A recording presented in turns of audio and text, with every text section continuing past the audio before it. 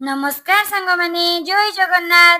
मते देखंतु सकाळु सकाळु एमिति सज हेउची जेमिति साउगरर नुआ बोउटे। जेते सज हेले कोन हबो, किचन को जिबाकू पड़िबो, खुसुणी धरिबाकू पड़िबो। हेले कोन हबो, टिफिन रे सुजी उपमा देई यसकू स्कूल पठेई देली, आउ निजे पखाळ बेला धरी बसी पड़िली। गरम गरम माछ भजा को टेस्टी टेस्टी पखाळ किए खाइबो आस। काहाकू पखाळ सरिले तनीरे मुढ़ी गुड़ी खाइबा को भल लागे कमेंट रे नाटा निश्चय जणैबे। एते दिन हेला देखा होई नथिबा मो सांग सहित गपी गपी रुसेई सार देली, आ समस्तंको खाइबा को बाड़ी देली। तापरे किचन रे आसी देखे तो गदे बासन एमिति जादू कली हाथ बुलेई देई बासन सब सफा करी देली।